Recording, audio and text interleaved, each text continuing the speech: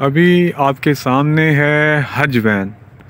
नवाब मोहम्मद सादिक अब्बासी पंजुम ने इस गाड़ी में हज का सफ़र किया था। तो ये वो वैन है जिसको हज वैन कहा जाता है। हज के लिए सफ़र किया तो बहुत ही आला बेहतरीन लुक इसकी। इस गाड़ी पे उन्होंने यहाँ से बहावलपुर से सऊदी अरब मक्का मदीना का सफ़र किया नवाब साहब ने। और आपको यहाँ पे जो इस गाड़ी है इसकी नंबर प्लेट आपको रेड नज़र आएगी, रेड एंड वाइट।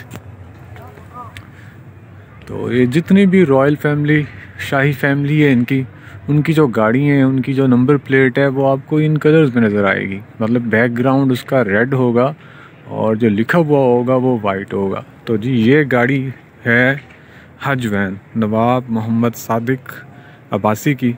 और ये गाड़ी जो मैन्युफैक्चर हुई वो हुई 1935 में। तो ये इसकी लुक है। अंदर से मैं नहीं दिखा सकता, तो आप ये देख लें इसकी डिटेल।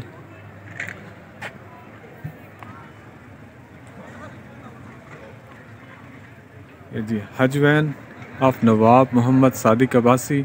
ये 1935 में मैन्युफैक्चर्ड हुई और used by Nawab Mohammad Sadiq Abbasi during हज। यहाँ इस पे लिखा हुआ है कि हज के दौरान उन्होंने इस्तेमाल की।